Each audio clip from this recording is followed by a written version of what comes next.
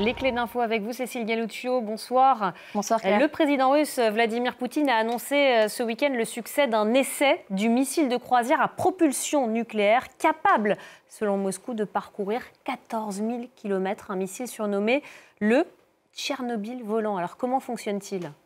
Ce missile s'appelle Bourenovski, ça veut dire en russe oiseau de tempête, car il présente quelques avantages, sa particularité et son mode de propulsion. Regardez, contrairement aux missiles classiques, voilà, les missiles classiques propulsés uniquement par des carburants chimiques, en l'occurrence du kérosène. Ce missile utilise un réacteur nucléaire qui va chauffer l'hydrogène, qui est beaucoup plus puissant que le kérosène. Résultat, il peut rester beaucoup plus longtemps dans les airs, contrairement aux autres missiles, plusieurs heures, voire des jours.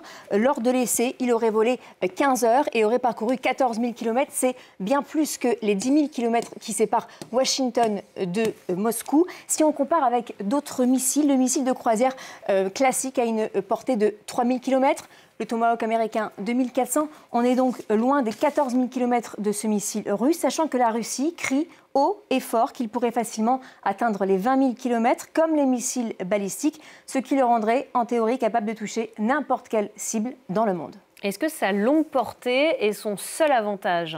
Non, il en a d'autres. Regardez, il peut changer de trajectoire à tout moment et donc prendre à revers les défenses adverses. Il est aussi capable de voler à basse altitude jusqu'à 15 mètres, ce qui est extrêmement bas, et c'est ce qui lui permet d'échapper au radar. Et il est porteur d'ogives nucléaires. Mais ce missile présente aussi des inconvénients. Déjà, des missiles qui volent bas, on en a déjà, ce n'est pas une première, et qui peuvent voler à 10 000 km aussi, pendant 10 000 km aussi. Mais en cas de conflit, voler longtemps peut le rendre facile à voir et donc à détecter et intercepter, d'autant que sa vitesse est nettement inférieure à celle des autres missiles. C'est une vitesse subsonique, contrairement à la vitesse hypersonique des missiles balistiques. Aussi, le moindre dysfonctionnement de son système entraîne le rejet de matières radioactives, ce qui lui vaut le surnom de Tchernobyl volant.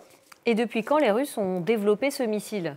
Depuis 2018, initiative du président Poutine, mais tout ne s'est pas passé comme prévu. Il y a eu plusieurs ratés, 13 au total, notamment en août 2019. Une explosion au décollage aurait fait 5 morts sur une base militaire. Suite à cela, d'importantes hausses des radiations avaient été enregistrées, mais aucun chiffre n'est sorti sur les quantités. Ce missile est donc considéré comme une bombe dite sale. Au total, seuls 2 essais ont été concluants sur les 13. Si on résume donc, le Bourenovski est donc une création unique. Oui, non, il n'est pas impossible à détecter. Oui, il menace l'Europe, mais la bonne nouvelle, c'est qu'il n'est pas encore opérationnel. C'est surtout, à ce stade, un très bel outil de la propagande pour la Russie. Merci beaucoup, Cécile Galuccio. C'était les clés de l'info.